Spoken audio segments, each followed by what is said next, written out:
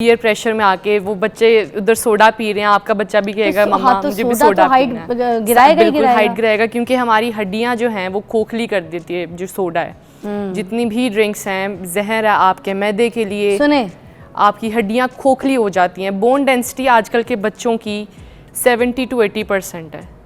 ये मैं टीनेज की वजह से सोडास की वजह से उनकी हड्डियों से जो कैल्शियम निकल रहा है, और ये सारा कुछ जो है कोई बता नहीं रहा। सोडास को प्रमोट किया जा रहा है, लेकिन कोई इस बारे में क्यों नहीं बात कर रहा कि ये जहर है, हमने नहीं ये चीज़ खानी। हम बसों के इंतजार में स्टॉपों पे कितनी देर देर तक खड़े होते थे, तो आज का बच्चा जो है स्कूल से गाड़ी तक उससे चला नहीं जाता, वो तो चीखे मारता है इस वजह से क्योंकि उसकी हड्डियाँ कमज़ोर हैं।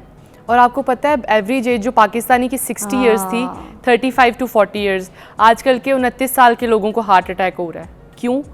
Dietary habits. तो अब जब ये बच्चे की हड्डियां कमज़ोर हैं तो हाइट कैसे बढ़ेगी फिर? यही तो मसला है। दूध भी आजकल एक प्रॉपर सोर्स नहीं है। एक सोयाबीन होता है, आपने सुना होगा सोयाबीन्स का, जिसे हम लोबिया कहते हैं, ठीक है। ये रिच इन प्रोटीन होता है, प्रोटीन इसमें बहुत ज़्यादा होता है, इसमें कैल्शियम बहुत अच्छी मिकदार में होता है। हड्डियों के लिए प्रोटीन चाहिए, कैल्शियम चाहिए, लेकिन मसल्स के लिए ना आपको प्रोटीन चाहिए होता है। यानी हड्डी के ऊपर आपका जो गोश्त है, मसल है, ये दोनों आपकी ग्रोथ को इम्पैक्ट करते हैं। आपको प्रोटीन भी चाहिए, आपको कैल्शियम भी चाहिए, और कैल्शियम को एब्जॉर्ब करने के लिए विटामिन डी भी चाहिए। कैल्शियम और विटामिन डी बहन भाई हैं। बिल्कुल, तो ये दोनों अगर एक नहीं होगा ना तो दूसरे को नुकसान होगा। अच्छा, जैसे ये सिरप्स आते हैं बायो ग्रोथ टाइप के, और भी बहुत से ऐसे मल्टीविटामिन सिरप्स हैं जो बाजार में मिलते हैं, उस पर लिखा होता है स्पेशली फॉर किड्स हाइट। तो क्या इस तरह के सिरप्स और ऐसे मल्टीविटामिन बच्चों का स्टार्ट करवा सकते हैं, और करवा सकते हैं तो किस एज में? अच्छा, ये जो सिरप्स होते हैं ना, ये उन बच्चों के लिए हैं जिनकी अगर आपने ब्लड टेस्ट कराए हैं, सीरम कैल्शियम और विटामिन डी का टेस्ट होता है। अगर आपको लगता है आपके बच्चों में कमी है तो ये लाजमी करवाएं। ब्लड टेस्ट होता है, इसमें अगर आपकी जो रेफरेंस वैल्यू उससे कम आ रही है तो आप वो सिरप शुरू करवा दें फ़ौरन से। बहुत ज़्यादा अगर कम वैल्यू, डॉक्टर के रिकमेंडेशन के बगैर नहीं, क्योंकि देखें आपका जब तक ब्लड टेस्ट नहीं होगा पता नहीं चलेगा आपकी बॉडी में किन मिनरल्स की कमी है। तब तक औरतें तो इसी तरह बात करती हैं। फार्मेसी वाले के पास हम गए थे, वहाँ से हमें बड़ा अच्छा सिरप मिला बच्चों का मल्टीविटामिन, उसमें देखा है क्या क्या विटामिन हैं, वो बस पीछे पढ़ लेती हैं A to Z D C B सब विटामिन हैं, वो पिलाना शुरू। और ये गलत लिखा है वो बच्चों की ग्रोथ के लिए, तो वो इस तरह के कोई ग्रोथ सिरप कोई काम नहीं करता। असल में अगर आपकी बॉडी में वो चीज़ें पहले से पूरी हैं तो वो टॉक्सिसिटी यानी ज्यादती की तरफ जा रही हैं, और उससे बच्चों को फिर पथरी का मसला होता है, जिगर के मसले होते हैं, और मैदे के मसले होते हैं, और आंतों के जो मसले होते हैं वो इस वजह से होते हैं। इस एज से बच्चों को शुरू। हाँ बिल्कुल। तो अब आखिरी में मैं पूछना चाहूँगी, और कोई ऐसी टिप जो हाइट के लिए आप देना चाहती है तो जी प्लीज दीजिए। आपने बांस की रूट्स के बारे में सुना होगा, बैम्बू। हाँ, बैम्बू की रूट्स होती हैं, ठीक है, वो आपको किसी भी पंसार की दुकान से मिलेंगी। मैंने साहिर भाई को भी दी थी वैसे। साहिर भाई का अब तो कद लंबा नहीं होने वाला, नहीं, वो बच्चे की एज से बड़े हो गए। वो किसी के लिए उन्होंने पूछा था तो उनको मैंने दी थी। अच्छा। वो आपने कटवाना बड़ा मुश्किल होता है उनको, आपने ना 2-2, 4-4 इंच की उसमें कटवा लेना है, और उसका 1 कप पानी में डाल के जब वो आधा कप रह जाए उसका कावा बना के देना है बच्चों को। ये आप 5 साल से 7 साल की उम्र के बच्चों को दे सकते हैं। 2-3 घूंट दे दें बहुत है। शहद वहद डाल के भी उनके बिल्कुल टेस्ट हो जाए, क्योंकि वो थोड़ा कड़वा होता है। तो ये है कि बच्चे पीते नहीं। कितनी देर उसका अर्क निकालना है? जब तक 1 कप आधा कप ना रह जाए। अच्छा, ठीक है। यानी उसकी रेशो 1 से हाफ हो जानी चाहिए। ठीक है। तो उससे ये होगा कि ग्रोथ इंशाल्लाह होगी। और नाशपाती भी दें बच्चों को, और उसके अलावा बच्चों को स्ट्रेस फ्री एनवायरनमेंट में रखें। ठीक है। बड़े बड़े बस्ते दिए होते हैं बच्चों को, उनके वजन से ज़्यादा उनके बस्ते बड़े हैं, बस्तों की वजह से भी, बैग्स की वजह से भी हो जाती है की वजह से।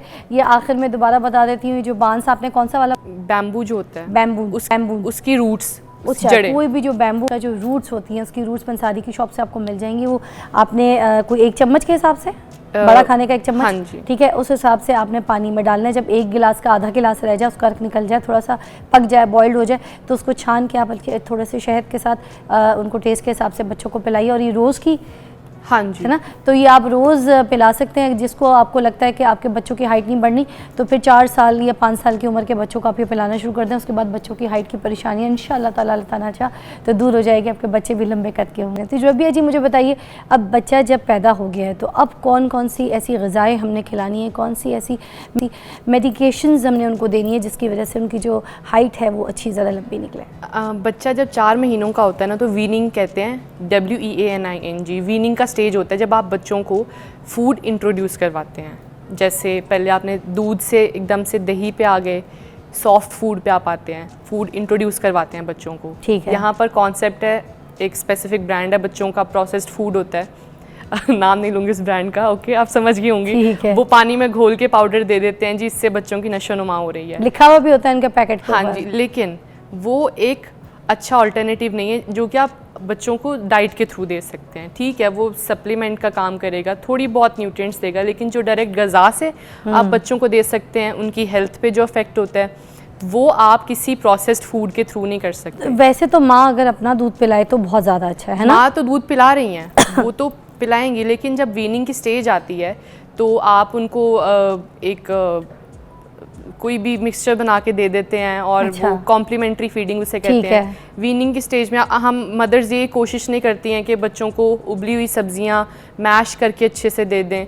एफर्ट्स होती हैं थोड़ी, लेकिन ये है कि आपको करना पड़ता है अगर आप एक माँ हैं तो। दही दे दिया, उसके अलावा बनाना दे दिया मैश करके, और चिया सीड्स थोड़े थोड़े करके दही में डाल के दे दिए। अच्छा। हाँ, और ये चीज़ें बड़ी हेल्दी होती हैं। इसके अलावा फिज़िकल हेल्थ के अलावा, ग्रोथ के अलावा मेंटल हेल्थ पे भी बड़ा इम्पैक्ट होता है डाइट का। अच्छा। हमारी जो मदर्स हैं वो ग्रीन वेजिटेबल्स को इतना नहीं प्रेफर करती हैं, और वो साग या पालक है बहुत बेहतरीन है, high in fibre, high in minerals. वो मिनरल्स जो हमें कहीं और से नहीं मिल रहे, वो हमें उन ग़िज़ाओं से मिलते हैं जो हम इग्नोर किए बैठे हैं। फराल का उसकी जो ग्राइंड खिचड़ी बनाती थी ना मैं, जिसमें चावल, आलू उबला हुआ और उसमें उसका चिकन देसी थोड़ा सा उबला हुआ। हाँ। अब घर में जो हमारा साग या पालक बनी हुई होती थी ना, तो मैं उसको भी थोड़ा सा एक चम्मच डाल के ग्राइंड कर लेती थी। हाँ। तो लोग मुझे कहते थे कि बच्चे की जो पॉटी, डॉक्टर्स वगैरह भी मुझे कहते थे बच्चे की जो पॉटी वो ग्रीन इसलिए आ रही है कि आप कुछ ऐसा कुछ खिला रही हैं जो बच्चे की पॉटी ग्रीन आ रही है। मैं फिर बताती थी उनको कि पालक